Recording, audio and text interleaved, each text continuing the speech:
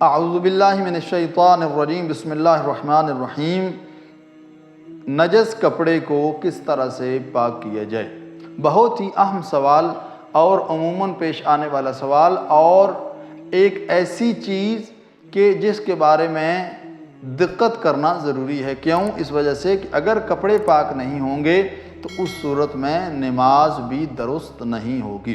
اس لیے ضروری ہے کہ آدمی ان چیزوں کی طرف خیال رکھے کہ آیا میرے کپڑے پاک ہیں یا نہیں ہیں، چونکہ ہمارے گھروں میں جو خواتین طریقے استعمال کرتی ہیں کپڑوں کو پاک کرنے کے لیے وہ بالکل درست نہیں ہیں۔ عام طور پر آپ دیکھتے ہیں کہ ہمارے گھروں میں نجس اور پاک کپڑوں کو مکس کر دیا جاتا ہے۔ بڑوں کے کپڑے پاک ہوتے ہیں اور جو چھوٹے بچے ہیں جو اپنے پیشاب سے کپڑوں کو نجس کر دیتے ہیں، لیکن جب ہماری خواتین دھونے کا وقت آتا ہے تو ایک ہی واشنگ مشین کے اندر بڑوں کے بھی اور چھوٹوں کو بھی کپڑے ڈال دیتی ہیں، جس سے جو پاک کپڑے ہوتے ہیں وہ بھی نجس ہو جاتے ہیں۔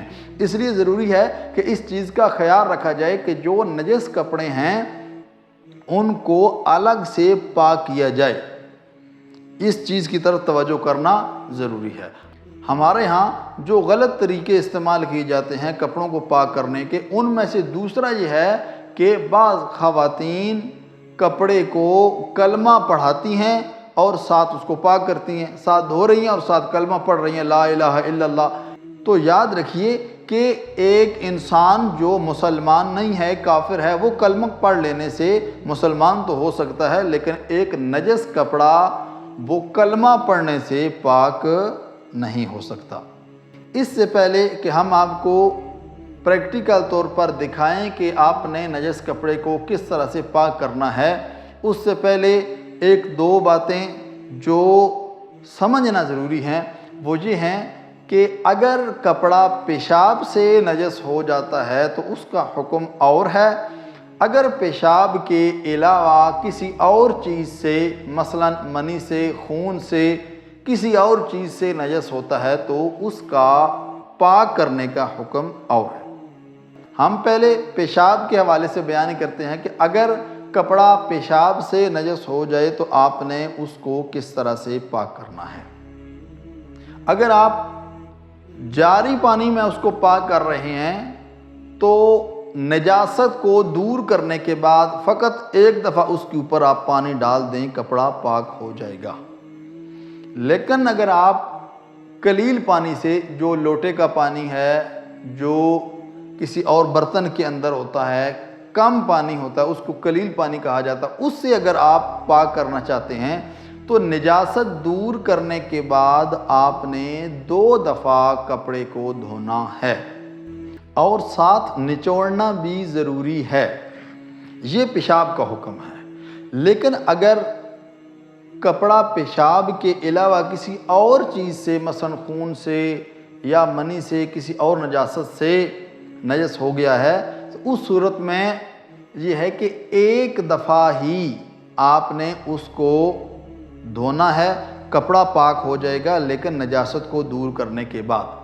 آپ پہلے نجاست کو دور کریں، اس کے بعد ایک دفعہ کپڑے کے اوپر پانی بہائیں تو آپ کا کپڑا پاک ہو جائے گا، لیکن ضروری ہے کہ اس کو نچوڑا جائے۔ اور یہ یاد رہے کہ اگر رنگ یا داغ وغیرہ نجاست کا رہ جاتا ہے کپڑے پر تو اس سے کوئی مسئلہ نہیں ہے، آپ کا کپڑا پاک ہو چکا ہے۔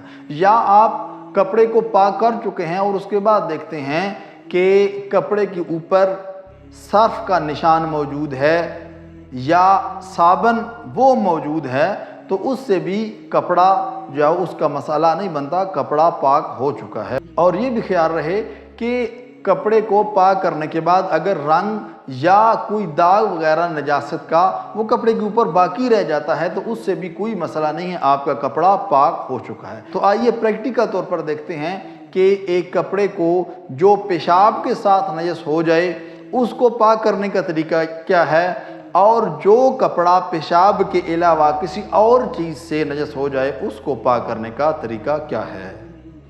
کپڑا اگر پیشاب سے نجس ہو جائے تو اس کو پاک کرنے کا طریقہ کیا ہے، آئیے پریکٹیکل طور پر دیکھتے ہیں۔ آپ نے کپڑے کو اس جگہ سے پکڑنا ہے جہاں سے کپڑا آلودہ ہے۔ آپ نے پکڑا اس کو، اور یہ ہاتھ آپ نے اس جگہ پر نہیں لگانا، چونکہ یہ ہاتھ بھی آپ کا نجس ہو جائے گا۔ جب یہ ہاتھ نجس ہوگا تو آپ کا نل کا ہینڈل بھی نجس ہو جائے گا۔ تو یہ آپ اس ہاتھ سے کھولیں اور اس کو ایک دفعہ رکھیں، اور یہ آپ نے اس کے اندر رکھا اور نجاست آپ کی نکل گئی، اور پھر دوبارہ آپ نے اس کو اس کے اندر پانی کے اندر رکھا، تو ایک دفعہ پانی، پھر دوبارہ آپ نے یہ 2 دفعہ۔ یہ قلیل پانی یا کور پانی سے نجاست دور کرنے کے بعد آپ نے اس کو 2 دفعہ دھویا تو یہ پاک ہو گیا۔ یہ قلیل پانی سے، یہ جو کم پانی ہے اس سے، یا مثلا کور پانی، یہ جو ٹیوٹی سے آ رہا ہوتا پانی، اگر اوپر ٹینکی میں پانی جو ہے وہ کور ہے تو یہ بھی کور ہوگا، یعنی اگر زیادہ ہے، کثیر پانی ہے وہ، تو یہ بھی کثیر شمار ہوگا۔ اگر وہ کم ہے تو یہ ٹیوٹی سے آنے والا پانی بھی قلیل ہی یعنی کم شمار ہوگا۔ یہ ہے اگر آپ نے قلیل پانی سے دھونا ہے۔ اور اگر جاری پانی ہے، جاری پانی یعنی مثلا نہر کا پانی ہے، اس میں اگر آپ نے دھونا، نجاستوں کو دور کرنے کے بعد ایک ہی دفعہ آپ نے اس کو دھو دیا تو وہ پاک ہو جائے گا۔ یہ ہے کپڑا اگر پیشاب سے نجس ہو جائے۔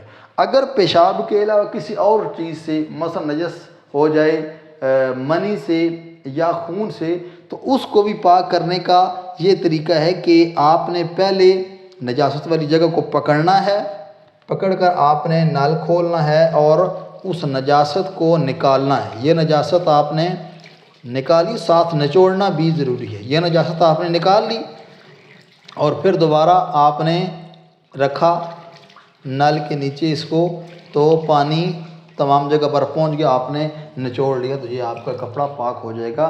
یعنی اگر پیشاب کے علاوہ کسی اور چیز سے نجس ہے تو فقط آپ نے ایک دفعہ اس کو دھونا ہے۔